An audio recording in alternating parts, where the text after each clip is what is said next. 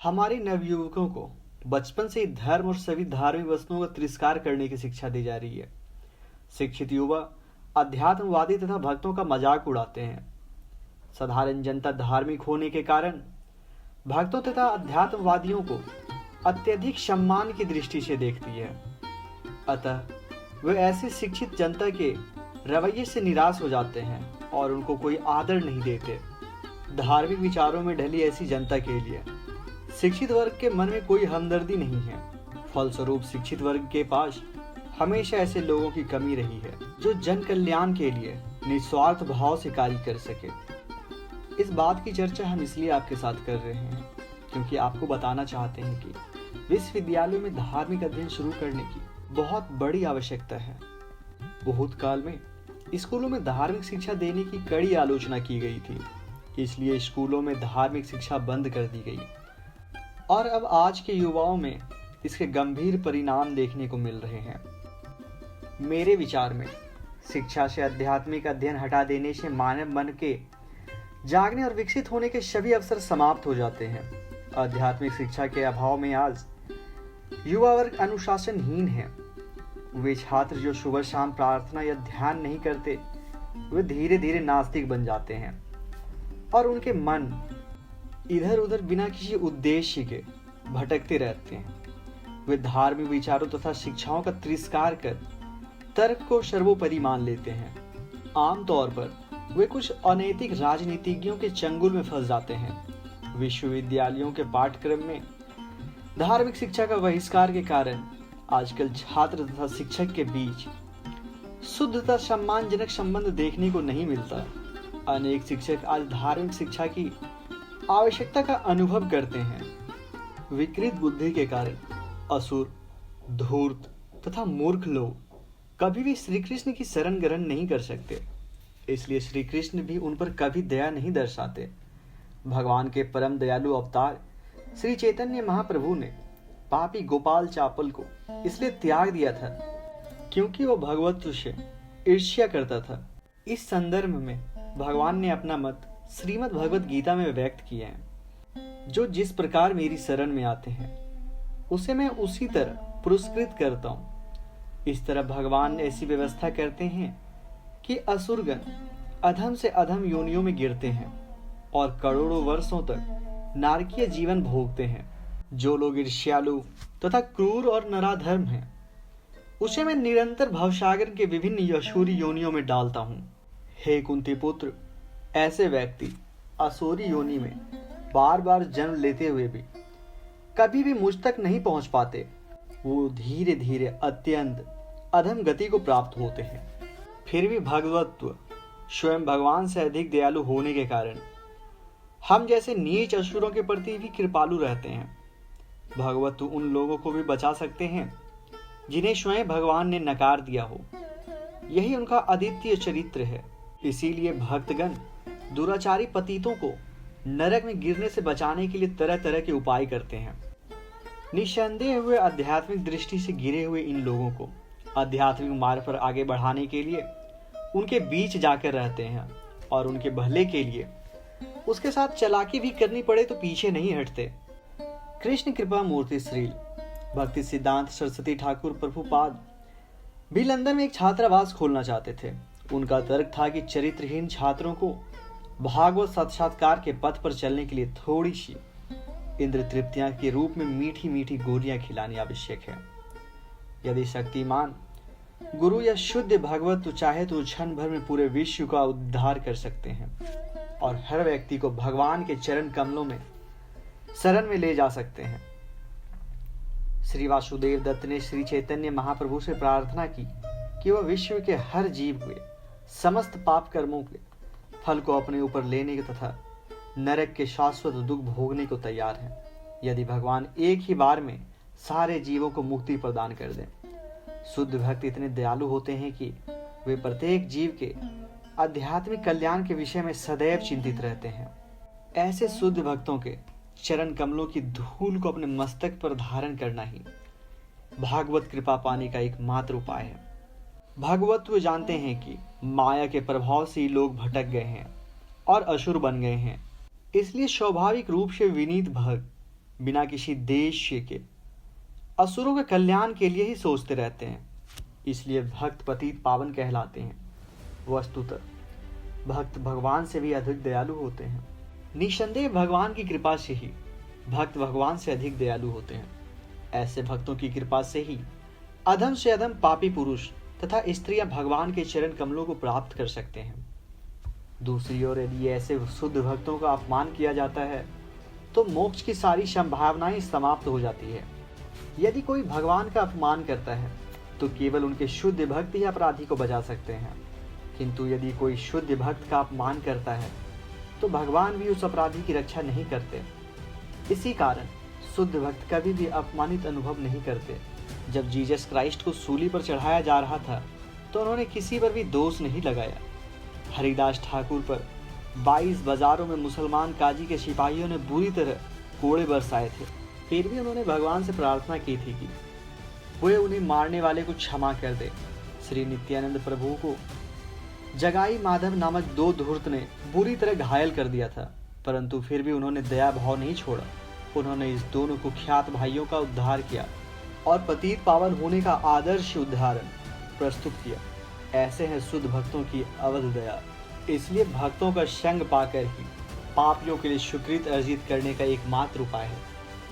हमें तो उस दिन की प्रतीक्षा है जब वैष्णव शिरोमणि कृष्ण कृपाल मूर्ति श्री भक्ति सिद्धांत सरस्वती ठाकुर प्रभुपाद के दिग्गज शिष्य अपने गुरु का आशीर्वाद से जगत के कल्याण के लिए दोबारा एकजुट हो जाएंगे और बिना समय गवाए श्रील रूप गोस्वामी तथा श्रील रघुनाथ दास गोस्वामी का संदेशों का प्रचार करेंगे। श्रील गौरी किशोर दास बाबा जी सदैव अपने शिष्यों को कोलकाता जाने से मना करते रहे, क्योंकि वो उस शहर को कलयुग का गढ़ मानते थे। यद्यपि कुछ लोग सोच सकते हैं सरस्वती ठाकुर ने अपने गुरु के आदेशों का उल्लंघन किया, किंतु उन्होंने न केवल कोलकाता में अपितु कलयुग के अन्य राजधानियों में यथा लंदन, बर्लिन, मुंबई, मद्रास तथा दिल्ली में भी प्रचार प्रसार किया।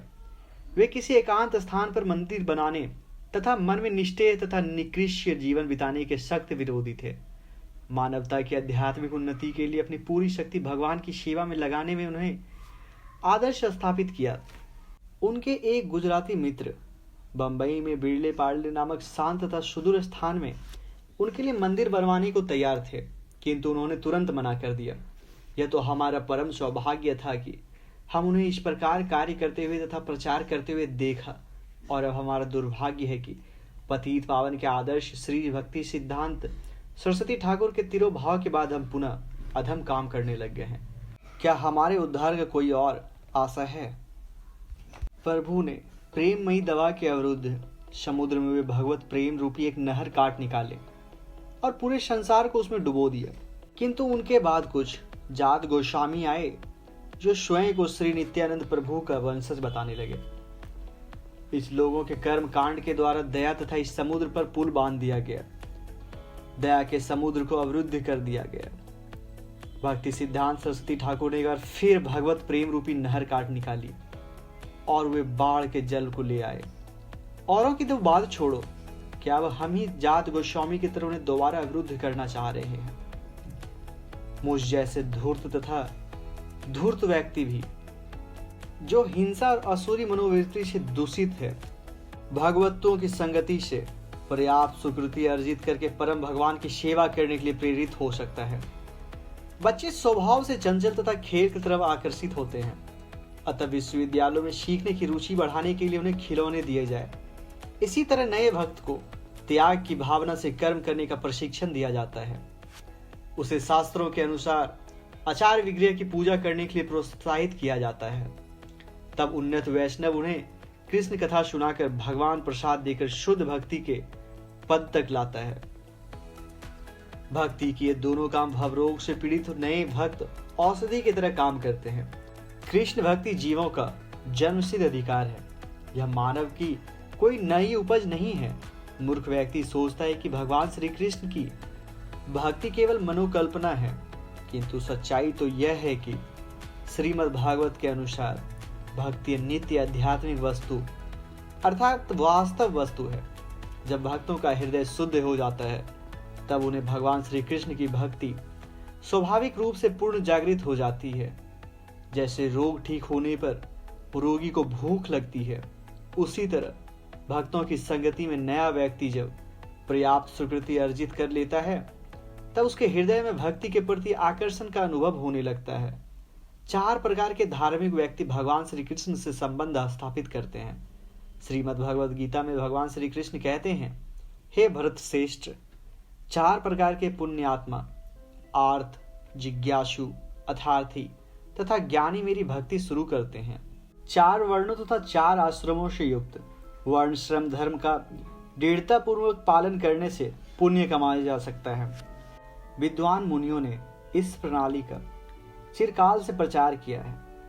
विष्णु पुराण में भी कहा गया है, भगवान विष्णु की पूजा वर्ण श्रम धर्म का सही ढंग से पालन करके ही की जाती है। भगवान को खुश करने का कोई अन्य उपाय नहीं है। मनुष्य के लिए 4 वर्णों तथा आश्रमों में स्थित होना आवश्यक है। ब्राह्मण अर्थात बुद्धिजीवी, क्षत्रिय अर्थात राजा और प्रशासक, वैश्य अर्थात व्यापारी तथा शूद्र श्रमिक, ये 4 सामाजिक वर्ग अर्थात वर्ण हैं। अपने वर्ण के विषय में शास्त्रों में दिए गए आदेशों के अनुसार जीवन बिताने से पुण्य कमाया जा सकता है।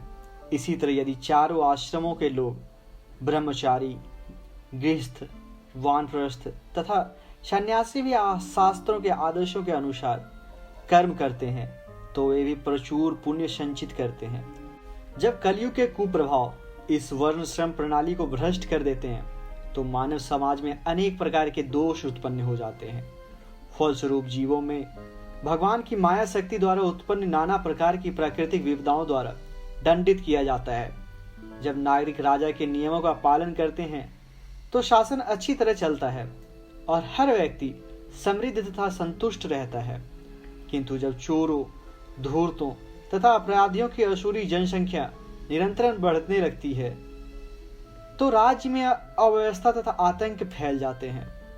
इसलिए बच्चों को शुरू से ही अध्यात्म की शिक्षा दी जानी चाहिए और स्कूलों में जल्द से जल्द इन्हें शुरू करानी चाहिए।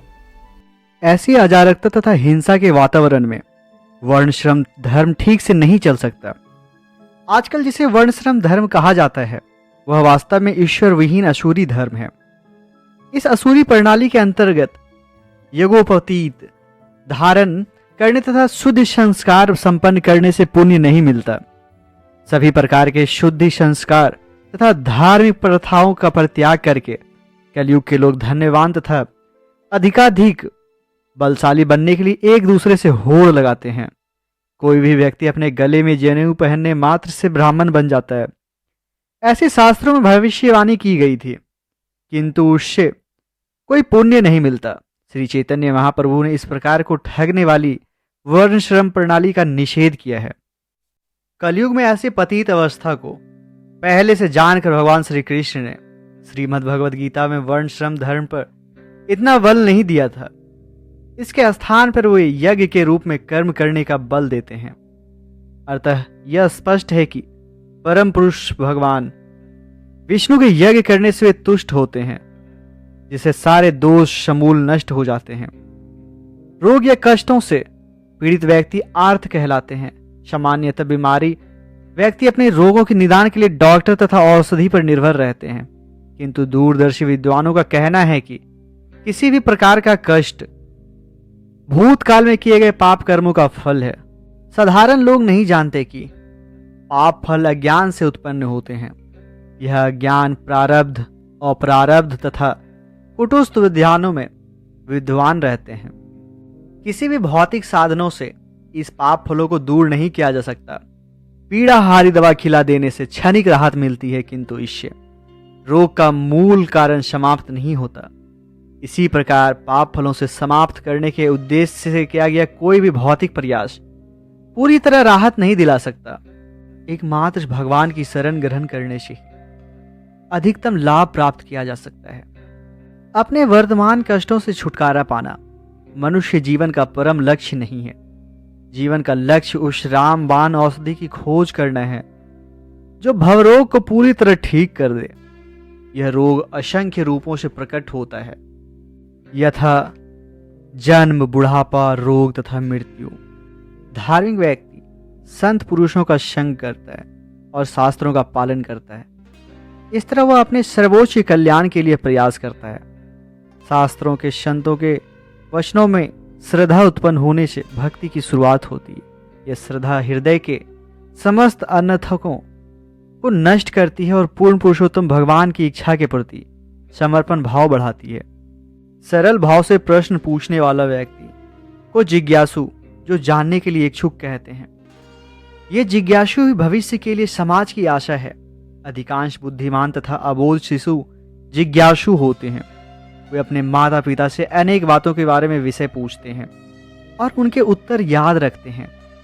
जब ये होनहार युवा युवतियां अपने माता पिता अध्यापकों से, जो कि उनके प्रश्नों का ठीक उत्तर दे सकते हैं, सही मार्गदर्शन प्राप्त करते हैं, तो वे हर बात को आसानी से समझ लेते हैं और धीरे धीरे कुशाग्र बुद्धि विकसित कर लेते हैं। इन बुद्धिमान जीवों में धार्मिक प्रवृत्ति के लोग ईश्वर तथा अन्य आध्यात्मिक विषयों के संबंध में जिज्ञासा करने लगते हैं। अन्य लोग जो अधम भौतिक ज्ञान के पीछे भागते हैं, वे जीवन में सफल नहीं हो पाते और भूसे की तरह पीटते रह जाते हैं। जो लोग आत्म तथा ब्रह्म के विषय में जिज्ञासु होते हैं, वे शीघ्र ही भगवान श्री कृष्ण तथा उनके भक्तों की शरण ग्रहण कर लेते हैं। ऐसी शरणागति उनके पूर्व जनों से संचित अच्छे पुण्यों का फल है। वे ब्रह्म के विषय में मूलभूत जिज्ञासों से शुरू करके तेजी से ऊपर उठते हैं और श्रीमद् भगवद गीता में दिए हुए श्री कृष्ण के इन वचनों को समझते हैं। श्री कृष्ण ही निर्विशेष ब्रह्म का आधार है। इस तरह वे उनकी पूजा शुरू करते हैं।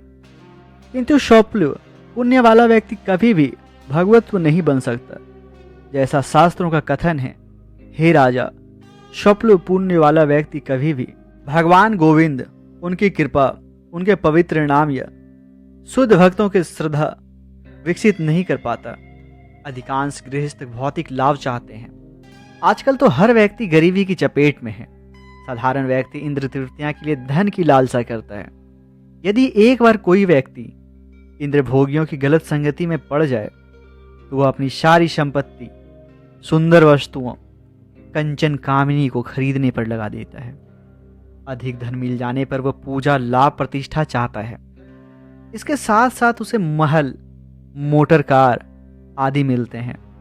इन सारे प्रयासों में एकमात्र लक्ष्य उनका इंद्र तृप्तियां ही तो होती है। इंद्र तृप्तियां को जीवन का एकमात्र लक्ष्य मानने वाले लोग को पहले ही मंद बुद्धि वाले सकाम कर्मी या कर्मी कहा जा चुका है। यदि इनमें से किसी के पास कुछ पुण्य हुआ तो तब फिर भी ये गुने चुने लोगों में अपना सारा समय केवल अपनी इंद्र तृप्तियां में लगाकर कुछ समय पूर्ण पुरुषोत्तम भगवान की पूजा में लगाएंगे। ये गिने चुने कर्मी शुद्ध भागवत की संगति नहीं करते, तथापि ये अपने अध्यात्मवादी कहते हैं। वस्तुतः ये अपनी काम वासना की ही पूर्ति करना चाहते हैं। वे नहीं समझ पाते कि भगवान को ही ऋकेश यानी इंद्रियों का परम स्वामी कहा जाता है। कभी कभी ज्ञानी या योगी भी भगवान की पूजा करते हैं, किंतु उनका अंतिम लक्ष्य इंद्र तृप्तियां तो होती है। ऐसे मिश्रित भक्त केवल श्री रूप गोस्वामी कृत भक्ति रास सिंधु का एक अध्ययन करने से शुद्ध भक्त बन जाते हैं। असली ज्ञानी जानते हैं कि हर वस्तु परम सत्य ब्रह्म से किस तरह जुड़ी हुई है। वे विनीत, सरल, स्वच्छ, ब्राह्मणों के गुणों से युक्त तथा गुरु को सम्मान देने वाले होते हैं। यही नहीं, उनमें अन्य सद्गुण होते हैं। अधिकांशतः वे संन्यास ग्रहण करते हैं और शुद्ध एवं संतों के जीवन बिताते हैं। इन सन्यासियों में प्रायः एक प्रधान दोष उत्पन्न हो ही जाता है। वे अपने आप को भगवान समझते हैं। अहम ब्रह्मासि, मैं ब्रह्म हूं। वे इस वैदिक वाक्य का गलत अर्थ निकालते हैं। इस तरह उन्हें ब्रह्म का शुद्ध ज्ञान नहीं हो पाता। वे निषेध विधि का त्याग कर देते हैं, जिससे अंत में वे अद्वैतवाद को प्राप्त करते हैं। इस तरह अनेक ज्ञानी जो परम ब्रह्म को जानना चाहते हैं, माया के द्वारा दिशा भ्रमित हो जाते हैं और माया अपनी अंतिम पास यानी मोक्ष के द्वारा अद्वैतवादियों को भवसागर में भटकाती रहती है। वह उसे सोचने पर विवश कर देती है। मैं यह हूं, मैं वह हूं, मानो वह नशे में हूं। यदि संयोगवश मायावादी सन्यासी थोड़ा पुण्य कमा लेते हैं, तो उन्हें किसी शुद्ध वैष्णव की कृपा प्राप्त होती है।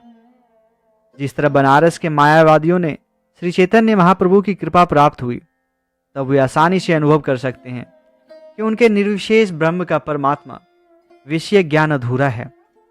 जब वे भगवान के दिव्य ज्ञान प्राप्त करने के लिए योग्य बन जाते हैं, पूर्व काल में शनक आदि अनेक ऋषियों तथा सुप्रसिद्ध सुखदेव गोस्वामी जैसे अनेक स्वरूप सिद्धि सन्यासियों के निर्सिवेदवाद का अभ्यास करने के बाद भगवत ज्ञान में रुचि उत्पन्न हुई, तब वह भगवान की लीलाओं को सुनकर उन्हें अकथनीय आनंद प्राप्त किया। श्रीमद् भगवद गीता में भगवान कहते हैं, हे परीक्षित, मैं निश्चित रूप से दिव्य स्थिति में था, फिर भी मैं उत्तम श्लोकों में वर्णित भगवान की लीलाओं को आकर्षित हो गया। आरती, अथार्थी तथा जिज्ञासु, ये तीनों नए सकाम भक्त हैं। उनकी भक्ति सकाम इच्छाओं से मिश्रित रहती है। वे सभी अपने अपने विशिष्ट गुणों के अनुसार अपनी अपनी इच्छाएं पूर्ण करना चाहते हैं। अंत में जब वे शुद्ध हो जाते हैं, तो वे भगवत्व को, बैकुंठ